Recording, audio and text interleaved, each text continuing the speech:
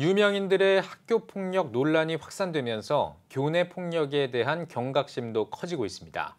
특히 학교 폭력의 유형이 기존과 다르게 온라인상에서 벌어지는 사이버 폭력 형태로 바뀌고 있는데요. 코로나19 상황 속에 비대면 학교 폭력이 늘어나고 있는 만큼 사이버 폭력을 예방하기 위한 교육이 필요하다는 목소리가 나옵니다. 김인혜 기자입니다.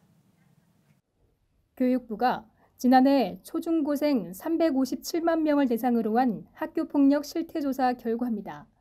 폭력을 당한 경험이 있다는 응답은 0.9%, 최근 3년 동안 이어지던 학교폭력 피해 증가세가 지난 2019년 1.6%까지 올라간 뒤 지난해 0.7%포인트 떨어진 겁니다. 피해 유형으로는 언어폭력, 집단 따돌림, 사이버 폭력 순으로 높게 나타났습니다. 특히 사이버 폭력은 전년보다 3.4%포인트 늘었습니다. 코로나19로 비대면 수업이 늘어나면서 학교 폭력 전체 발생은 줄었지만 인터넷과 SNS를 활용한 사이버 폭력은 늘어난 겁니다.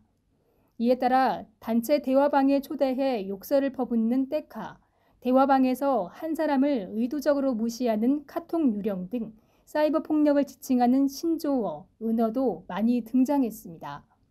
온라인상에서 교묘하게 일어나는 데다 이를 대응할 수 있는 학교 내 전문 인력이 사실상 없다는 게 문제입니다. 또 학교 폭력을 가볍게 보는 분위기를 개선해야 한다는 목소리도 나옵니다. 어릴 때의 철없는 행동으로 치부하는 안일한 인식 자체를 바꿔야 한다는 겁니다. 특히 전문가들은 학교를 가지 않아도 가해지는 사이버 폭력이 사회 문제로 확산되는 만큼 가정이나 교회와 같은 공동체의 역할이 중요하다고 강조합니다. 교회가 먼저 우리 아이들에게 바른 교육을 시켜야 될 것 같습니다. 바른 가치관이 필요하고요. 또 이러한 상황 속에서 교회에서 그 평화 중재에 대한 교육 이런 것들을 통해서 개입하는 경우들이 있습니다.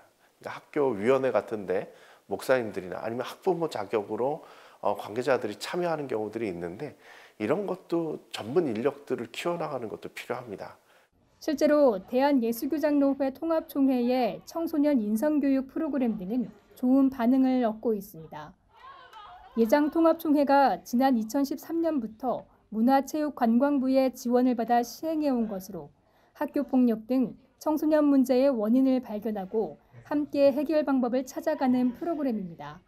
무엇보다 나를 발견하고 다른 사람과 소통할 수 있도록 하는 것이 특징입니다. 사이버 공간까지 확대되고 있는 학교폭력, 근본적 해결을 위한 대책 마련과 교회를 비롯한 지역사회의 관심과 투자가 요구되고 있습니다. CTS 뉴스 김인혜입니다.